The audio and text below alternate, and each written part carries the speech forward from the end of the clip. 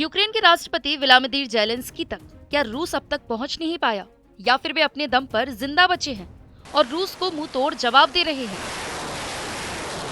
ये सवाल अक्सर ही हर किसी के दिमाग में आता होगा, लेकिन एक नेता के इस दावे के बारे में जानकर आपको हैरानी होगी कि पिछले साल ही राष्ट्रपति जेलेंस्की की हत्या हो गई होती, लेकिन वे कुछ विशेष कारणों से जीवित हैं।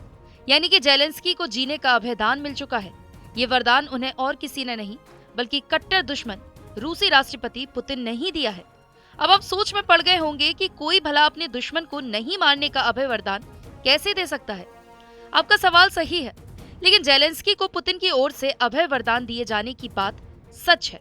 ये बात हम नहीं कह रहे, बल्कि इजराइल के पूर्व प्रधानमंत्री नफ्ताली बेनेट ने कही है।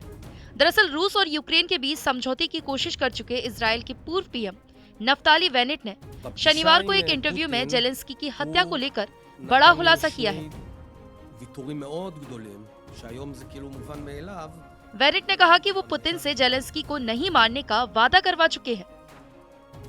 नफ्ताली बेनेट ने 4 घंटे के इंटरव्यू को अपने यूट्यूब चैनल और ट्विटर पर भी शेयर किया है। उसमें रूस यूक्रेन जंग के शुरुआती दौर की डिप्लोमेसी को लेकर कई तरह की जानकारियां दी गई हैं।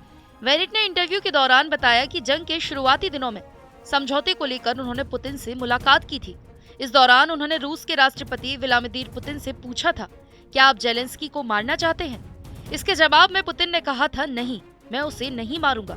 पुतिन के ये कहने पर बेनेट ने उनसे कहा, तो क्या मैं ये समझ लूं कि आप मुझसे जेलेंस्की को नहीं मारने का वादा कर रहे हैं?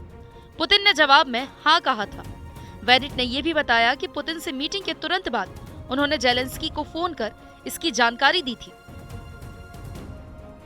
उन्होंने कहा था कि मैं अभी मीटिंग से बाहर आया हूँ, वो तुम्हें नहीं मारेंगे।